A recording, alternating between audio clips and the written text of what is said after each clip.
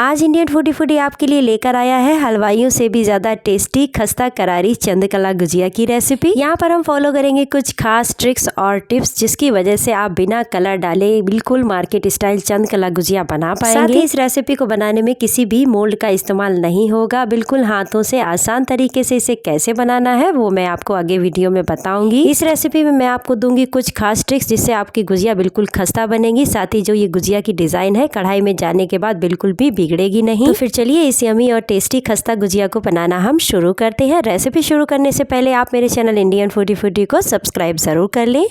नमस्कार, मैं वंदना आपका स्वागत करती हूँ आपके अपने यूट्यूब चैनल इंडियन फूडी पर। डो बनाने के लिए यहाँ पर हमने 200 ग्राम मैदा लिया है। कप्स में मेजर करेंगे तो ये 2 कप मैदा है। 2 पिंचेस के करीब बेकिंग पाउडर हम इसमें डाल देंगे। आप चाहें तो यहाँ पर खाने सोडे का भी इस्तेमाल कर सकते हैं, लेकिन बेकिंग पाउडर से इसमें रिजल्ट काफी अच्छा आता है। तो अगर आपके पास बेकिंग पाउडर हो तो उसी का इस्तेमाल करें। अब इन दोनों चीजों को अच्छे से हम सूखा मिक्स कर देंगे। जिस कप की नाप हमने मैदा लिया था उसी को नाप करके 1/4 कप के करीब देसी घी ले लिया है। इसको भी हम इसमें डाल देंगे और इसे हम बहुत ही अच्छे से मिक्स कर देंगे। घी को अच्छे से मिक्स करने के बाद आप देखेंगे जब बाइंड करेंगे तो बहुत ही अच्छे से लड्डू बन रहा है। यहाँ पर हमने देसी घी का इस्तेमाल किया, आप चाहे तो रिफाइन का भी इस्तेमाल कर सकते हैं। अब हम डो तैयार करने के लिए पानी ले रहे हैं। यहाँ पर हमने आधे कप का इस्तेमाल किया है, लेकिन इस डो को लगाने में आपको केवल 1/4 कप के करीब ही पानी लगेगा। और ये देखिए डो हमारा सॉफ्ट बन करके तैयार हो चुका है। डो बनाते समय कुछ बातों का विशेष ध्यान रखें कि डो बहुत ज्यादा टाइट नहीं होना चाहिए और ना ही बहुत ज्यादा ढीला। ये देखिए इस तरीके का सॉफ्ट डो होना चाहिए। अब हम एक पॉलिथीन लेंगे और इसके अंदर इसको कवर करके रख देंगे। इस तरीके से अगर आप कवर करते हैं तो डो आपका सूखता नहीं है और बहुत ही अच्छे से ये सेट हो जाता है। जब तक डो हमारा रेस्ट कर रहा है तब तक हम अपनी चाशनी की तैयारी कर लेते हैं। चाशनी बनाने के लिए यहाँ पर हमने एक पैन ले लिया है। इसमें हम 500 ग्राम शुगर डाल देंगे। जितनी हमने शुगर ली है उसका आधा पानी यहाँ पर आपको डालना होगा। आप चाहे तो मेजर करके कप से भी ले सकते हैं। और अब हम इसमें 1.5 कप के करीब पानी डाल देंगे। अगर आप पानी अंदाजे से डालना चाहते हैं तो इतना पानी डालें कि चीनी पानी में अच्छे से डिप हो जाए। अब हम पैन को गैस के ऊपर चढ़ा देंगे और 6 से 7 मिनट बाद आप देखेंगे कि आपकी चाशनी बन करके तैयार हो चुकी है। अब हम गैस का फ्लेम बंद कर देंगे। यहाँ पर हम चाशनी को आपको चेक करके दिखा रहे हैं। ये देखिए यहाँ पर हमें एक तार की चाशनी इस तरीके की बनानी है। और जैसे ही हल्का सा तार बनने लगे तुरंत हमें गैस का फ्लेम बंद कर देना है, नहीं तो चाशनी ज्यादा गाढ़ी हो जाती है। अब इसमें 4 से 5 इलायची को पीस करके हम डाल देंगे ताकि इसमें अच्छा सा फ्लेवर आ जाए। अब हम स्टफिंग बनाएंगे तो उसके लिए हमने मावा लिया हुआ है। आप चाहे तो मावे को स्किप कर सकते हैं। ये मावा भैंस के दूध का है और दूसरा मावा जो रखा हुआ है वो मैंने मिल्क पाउडर से तैयार किया है। मिल्क पाउडर से मावा कैसे तैयार करते हैं उसकी रेसिपी आपको मेरे वीडियोस में मिल जाएगी। दोनों ही मावों में कोई बहुत ज्यादा डिफरेंस नहीं होता है, आप देख सकते हैं। फेस्टिवल टाइम में दूध आसानी से उपलब्ध नहीं होता है तो उसकी जगह पर आप मिल्क पाउडर से मावा तैयार कर सकते हैं। मिनटों में ये मावा बन करके तैयार हो जाता है। साथ ही बहुत ही अच्छा दानेदार और टेस्टी भी होता है। यहाँ पर टोटल 400 ग्राम मावा हमने लिया है। मावे की क्वांटिटी आप अपने हिसाब से कम या ज़्यादा कर सकते हैं। अब गैस के ऊपर हमने एक पैन रख लिया है, उसमें हम 50 ग्राम के करीब सूजी डाल देंगे। यहाँ पर सूजी और मावे दोनों का इस्तेमाल हम कर रहे हैं। अगर आप केवल मावे से इस रेसिपी को बनाना चाहते हैं तो यहाँ पर आप सूजी को पूरी तरीके से स्किप भी कर सकते हैं। सूजी को अब हम अच्छे से कच्चापन निकलने तक भून लेंगे। सूजी को लगातार चलाते हुए 10 से 15 मिनट के लिए मीडियम फ्लेम पर हमने अच्छे से भून लिया है। अब हम इसे पैन से निकाल लेंगे। यहाँ पर ध्यान रखें सूजी को बहुत ज्यादा रेड ना करिएगा, उससे टेस्ट अच्छा नहीं आता है, ना ही कलर अच्छा आता है। सूजी को पैन से निकालने के बाद इसी पैन में हमने मावे को भी डाल लिया है। इसे हम हल्का सा भून लेंगे। इस तरीके से मावे को जब आप भून लेते हैं तो जो भी रेसिपी आप तैयार करते हैं वो काफी दिनों तक खराब नहीं होती है और खाने में काफी ज्यादा टेस्टी रहती है। मावे को भूनने के लिए ध्यान रखें कि इसे अच्छे से छोटे छोटे टुकड़ों में जरूर तोड़ लें। और ये देखिए 3 से 4 मिनट बाद मावा हमारा बहुत ही अच्छे से भुन चुका है। अब हम गैस का फ्लेम बंद कर देंगे। अब मैंने यहाँ पर एक चॉपर ले लिया, इसमें 10 से 12 बादाम और 10 से 12 काजू डाल दूंगी और इसे बारीक बारीक टुकड़ों में मैं चॉप कर लूंगी।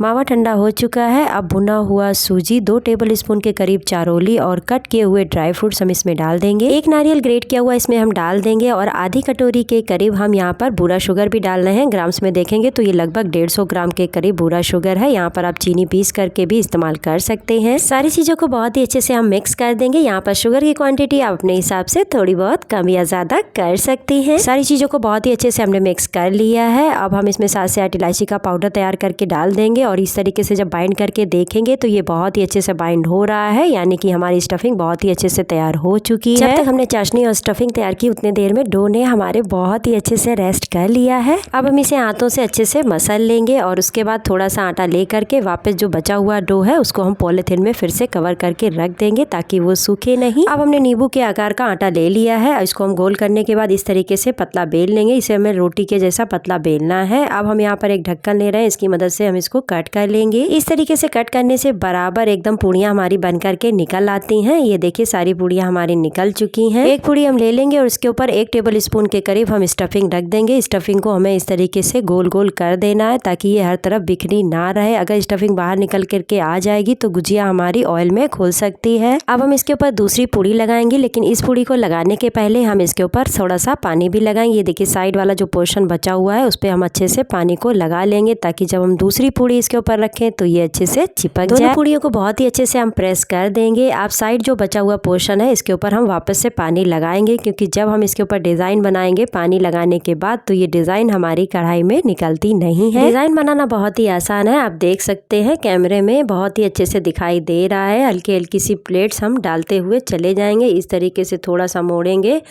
और जिस तरीके से हम गुजिया बनाते हैं उसी तरीके से इसमें हम मोड़ते हुए चले जाएंगे। बहुत ही आसानी से ये डिज़ाइन बन जाता है। जो लास्ट वाली प्लेट है उसे हमें बहुत ही अच्छे से प्रेस कर देना है, क्योंकि ये गुजिया यहीं से ऑयल में खुल सकती है। और ये लीजिए एक हमारी चंद्रकला गुजिया बन करके तैयार है। इसी तरीके से हम सारी गुजिया बना करके तैयार कर लेंगे। गुजिया बनाने के बाद इनको खुला ही ना रखें, किसी गीले कपड़े से ढक करके रखें ताकि गुजिया हमारे ऊपर से सूखे नहीं। यहाँ पर मैं आपको याद दिला दूं कि अगर आपने मेरा चैनल इंडियन फूडी अभी तक सब्सक्राइब नहीं किया है तो प्लीज़ इसे जल्दी से सब्सक्राइब कर लें, साथ ही लाइक और शेयर करें मेरे रेसिपीज़ को। सारी गुजिया बन करके तैयार हो चुकी है। अब हम चाशनी को चेक कर रहे हैं। चाशनी हमारी बिल्कुल ठंडी हो चुकी है, इसको हमें हल्का सा गर्म कर लेना है, क्योंकि गुजिया को तलने के बाद गर्मा गर्म हमें चाशनी में डालना होता है। और चाशनी जब हमारी हल्की सी गर्म होती है तभी गुजिया इसको अपने अंदर एब्सॉर्ब करती है। गैस के ऊपर हमने एक पैन रख लिया है, उसमें हमने अपना रिफाइंड ऑयल डाल लिया है। यहाँ पर आप देसी घी का भी इस्तेमाल कर सकते हैं। जब ऑयल हल्का सा गर्म हो जाए, देखिए इसमें हमने एक छोटा सा बॉल बना करके डाला है। बॉल डालते ही छोटे छोटे से इसमें बबल्स आ रहे हैं। बस इसी स्टेज तक हमें ऑयल को गर्म करना है, बहुत ज़्यादा हमें ऑयल को गर्म नहीं करना है और इतने ही गर्म ऑयल में हमें अपनी गुजिया को डालना है। यहाँ पर अगर आपने ऑयल को हल्का सा भी ज़्यादा गर्म कर दिया तो ऑयल में जाते ही गुजिया जल सकती है, साथ ही ये फट भी सकती है। जिस तरीके से हम समोसे तलते हैं उसी तरीके से बिल्कुल धीमी आंच पर हमें इसको तलना है। अभी हमें इसको बिल्कुल भी पलटना नहीं है। जब ये हल्की सी ब्राउन लगने लगे तभी आप इसको टर्न करिएगा। 4 से 5 मिनट बाद आप देखेंगे गुजिया ऊपर से अच्छे से फूल चुकी है। अब इसको हम टर्न कर देंगे। 2 से 3 बारी टर्न करने के बाद आप देखेंगे इस तरीके का ब्राउन कलर आपको गुजिया में मिल जाएगा। अब यही कलर हमें रखना है, बहुत ज़्यादा लाइट कलर मत रखिएगा। और सेम वे में हम दूसरा बैच भी तल करके तैयार कर लेंगे। अब जो गुजिया हमने ऑयल से निकाल करके तैयार की है उसे हम हल्की सी गर्म चाशनी में डाल देंगे। 5 से 7 मिनट के लिए इसी तरीके से चाशनी में छोड़ देंगे और उसके बाद हम इसे निकाल करके एक प्लेट में सर्व कर लेंगे। और ये लीजिए गुजिया के ऊपर थोड़ा सा वर्क और पिस्ता लगा करके हमने इसको एक प्लेट में सर्व कर लिया है। मार्केट से भी ज़्यादा यमी ये गुजिया बनी है। एक बार इसको ज़रूर ट्राई करें। लाइक शेयर सब्सक्राइब करें वीडियोस को। Thanks for watching.